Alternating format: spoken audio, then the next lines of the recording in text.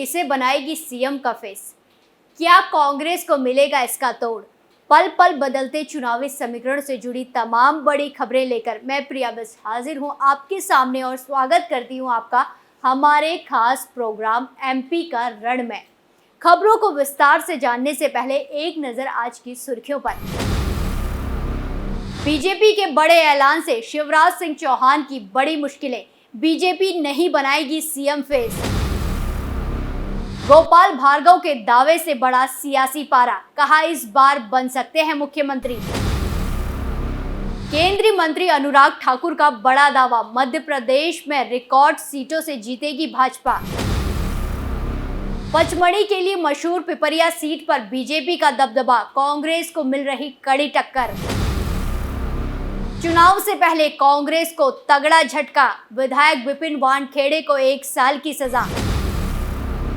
पहली खबर में बात करेंगे शिवराज सिंह चौहान के उस बयान की जिसकी वजह से सियासत में हड़कंप मच गया है।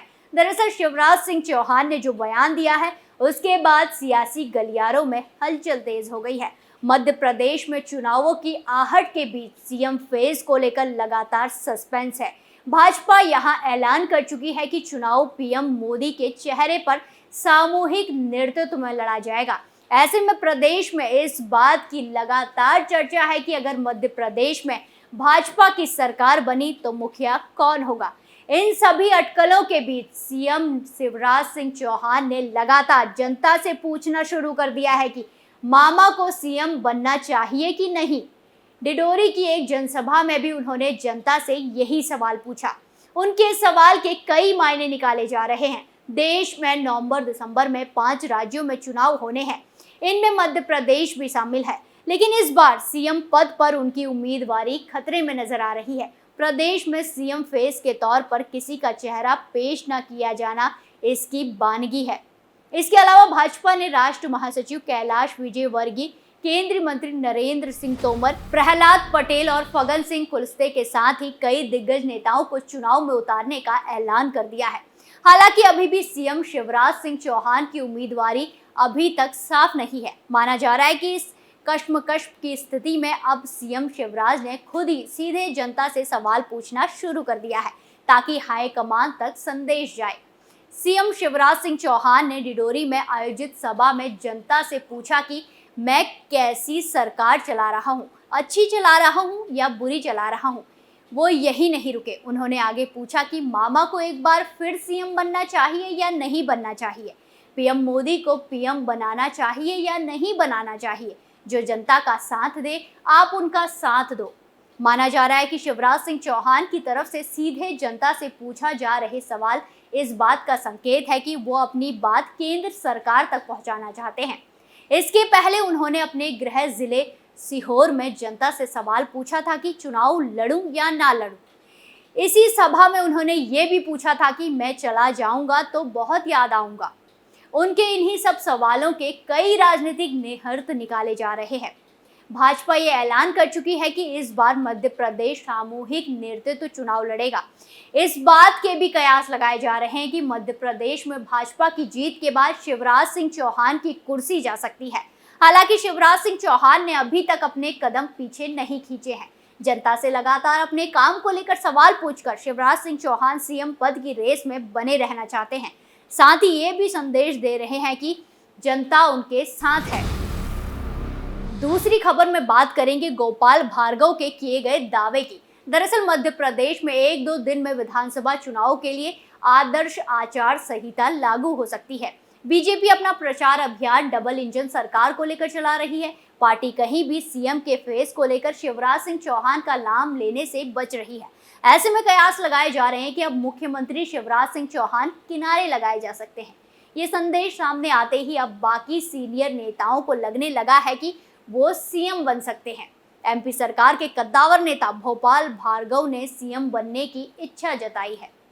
सागर जिले के रहली विधानसभा सीट में लगातार 8 बार के विधायक गोपाल भार्गव 9वीं बार टिकट मांगने के लिए मैदान में है। अभी उन्हें टिकट मिलने इससे पहले ही उनका एक वीडियो वायरल हो रहा है। इसमें गोपाल भार्गव कह रहे हैं कि हो सकता है इस बार मुख्यमंत्री बनूं। इस वीडियो के सामने आने के बाद बीजेपी में राजनीतिक हलचल मचना तय माना जा रहा है। सोशल मीडिया में वायरल हो रहा वीडियो गोपाल भार्गव के विधानसभा क्षेत्र का बताया जा रहा है। एक कार्यक्रम में गोपाल भार्गव कह रहे हैं कि मैं कई बार से विधायक बन रहा हूं।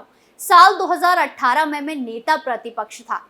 मैं 109 विधायकों का नेता था, जबकि कमलनाथ 114 विधायकों के नेता थे। अब मेरे गुरु की इच्छा है कि मैं एक बार और चुनाव लड़ूं। इस बार भाजपा में किसी को मुख्यमंत्री प्रोजेक्ट नहीं किया जा रहा है। हो सकता है इस बार मुख्यमंत्री बनूं। मध्य प्रदेश में 2018 के विधानसभा चुनाव में बीजेपी की हार के बाद गोपाल भार्गव को नेता प्रतिपक्ष बनाया गया था। 2020 में जब कांग्रेस की सरकार गिरी थी, उसके बाद शिवराज सिंह चौहान को सीएम बनाया गया था। इस बार के विधानसभा चुनाव में बीजेपी ने अभी तक घोषित नहीं किया है कि किसके नेतृत्व में विधानसभा का चुनाव लड़ा जाएगा। तीसरी खबर में बात करेंगे केंद्रीय मंत्री अनुराग ठाकुर के बयान की। दरअसल मध्य प्रदेश में होने वाले विधानसभा चुनाव से पहले केंद्रीय मंत्री अनुराग ठाकुर ने बड़ा बयान दिया है। उन्होंने कहा है कि भारतीय जनता पार्टी मध्य प्रदेश में रिकॉर्ड तोड़ सीटों से जीतेगी। कटनी में एक कार्यक्रम के दौरान उन्होंने ये बात कही। चुनावी राज्य मध्य प्रदेश में रैलियों का दौर जारी है। आचार संहिता लागू होने से पहले बीजेपी और कांग्रेस दोनों दल के नेता जमकर प्रचार कर रहे हैं। इस साल के आखिरी में यहाँ विधानसभा चुनाव होने हैं। तारीखों की घोषणा अभी भी हो सकती है। इससे पहले यहाँ प्रचार प्रसार का सिलसिला जारी है। इसी क्रम में अनुराग ठाकुर कटनी पहुंचे, जहां उन्होंने एक कार्यक्रम को संबोधित किया। इस दौरान उन्होंने कहा कि भाजपा मध्य प्रदेश में रिकॉर्ड सीटें जीतेगी। अनुराग ने कहा कि हर पार्टी की एक रणनीति होती है कि किस चुनाव में कैसे जाना है। उन्होंने कहा कि क्या पार्टी को सीएम चेहरे के साथ जाना चाहिए, क्या पार्टी को सीएम चेहरे के बिना जाना चाहिए, या उसे सीएम चेहरे की घोषणा कब करनी चाहिए।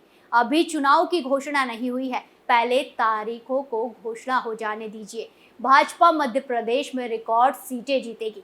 मध्य प्रदेश विधानसभा चुनाव के लिए बीजेपी ने 79 उम्मीदवारों की 3 लिस्ट जारी कर चुकी है। चौथी खबर में बात करेंगे पचमढ़ी की उस सीट की जिस पर बीजेपी का कब्जा है और इस बार वहां पर कांग्रेस भी अपनी दावेदारी पेश कर रही है। दरअसल मध्य प्रदेश के हिल स्टेशन के रूप में देश भर में अपनी खास पहचान बनाने वाला हिल स्टेशन पचमढ़ी इस पिपरिया विधानसभा क्षेत्र में पड़ता है। पिपरिया विधानसभा सीट प्रदेश के नर्मदापुरम जिले में पड़ती है। इस जिले के तहत 4 विधानसभा सीटें आती हैं, जिसमें पिपरिया सीट अनुसूचित जाति के लिए आरक्षित है। इस सीट पर बीजेपी का कब्जा रहा है। 2018 के विधानसभा चुनाव की बात करें तो पिपरिया विधानसभा सीट पर 9 उम्मीदवारों के बीच मुकाबला रहा। चुनाव में बीजेपी के ठाकुर दास नागवंशी को 84,521 वोट मिले, जबकि कांग्रेस के हरीश तुलाराम बेमन के खाते में 66,391 वोट आए। नागवंशी ने यह मुकाबला 18,130 वोटों के अंतर से जीत लिया था। तब के चुनाव में पिपरिया सीट पर कुल 2,01,471 वोटर्स थे, जिसमें पुरुष वोटर्स की संख्या 1,06,984 थी, जबकि महिला वोटर्स की संख्या 94,483 थी। इसमें से कुल 1,65,311 वोटर्स ने वोट डाला। नोटा के पक्ष में कुल 3,442 वोट पड़े, जो कुल पड़े वोटों में चौथे स्थान पर रहा। पिपरिया विधानसभा के राजनीतिक इतिहास की बात करें तो यहां पर बीजेपी का लगातार कब्जा रहा है, जबकि कांग्रेस की स्थिति यहां पर अच्छी नहीं कही जा सकती। कांग्रेस को 1993 के बाद से यहां पर कोई जीत नहीं मिली है, जबकि 2003 के चुनाव में समाजवादी पार्टी को भी यहां पर जीत मिल चुकी है। 1990 के बाद चुनावी परिणाम को देखें तो बीजेपी के मुरलीधर महेश्वरी ने जीत हासिल की। इसके बाद 1993 के चुनाव में कांग्रेस ने ये सीट बीजेपी से झटक ली। हालांकि इसके बाद पिपरिया सीट पर कांग्रेस को फिर कभी जीत नहीं मिली। 1998 में ये सीट बीजेपी के पास ही रही, जबकि 2003 में समाजवादी पार्टी ने बीजेपी से ये सीट ले ली थी। लेकिन 2008 के बाद से हुए चुनाव में बीजेपी अब तक अजेय रही है। वो लगातार 4 बार चुनाव जीत चुकी है। पांचवी और आखिरी खबर में बात करेंगे कांग्रेस को लगे जोरदार झटके की। दरअसल एन विधानसभा चुनाव से पहले कांग्रेस विधायक विपिन वानखेड़े की मुश्किलें बढ़ गई हैं। एमपी की एमपी एमएलए कोर्ट ने उन्हें 1 साल की सजा सुना दी है। मामला 2011 का है, जब छात्र संघ चुनाव और दूसरी मांगों को लेकर वानखेड़े ने पार्टी के बाकी कार्यकर्ताओं के साथ विधानसभा का घेराव किया था। मामले में कांग्रेस विधायक के साथ ही कुल 6 लोगों को आरोपी बनाया गया था। इस केस में अदालत ने विपिन वानखेड़े और अन्य को 1 साल की सजा और 2000 रुपए का जुर्माने की सजा सुनाई थी। कोर्ट के फैसले पर विधायक विपिन वानखेड़े ने प्रतिक्रिया दी कि उन्हें न्यायालय का फैसला स्वीकार है। साथ ही उन्होंने ये भी कहा कि लेकिन पुलिस प्रशासन ने सरकार के दबाव में जो धाराएं लगाई हैं वो निराधार हैं। विधि विशेषज्ञों से राय लेकर आगे की कार्रवाई करूंगा और छात्र हितों की लड़ाई लगातार जारी रहेगी। भोपाल के जहांगीराबाद क्षेत्र में 2011 में विपिन वानखेड़े ने धरना प्रदर्शन किया था। विपिन वानखेड़े पर धरना प्रदर्शन के दौरान पुलिस पर पत्थर फेंकने, पुलिस की गाड़ी को नुकसान पहुंचाने के गंभीर आरोप लगे थे। इसी मामले को लेकर कोर्ट ने विधायक को सजा सुनाई है। हमारे खास प्रोग्राम एमपी का रण में आज के लिए इतना ही। फिर हाजिर होंगे आपके सामने एमपी की बड़ी खबरों के साथ। तब तक के लिए देखते रहिए कैपिटल टीवी। नमस्कार।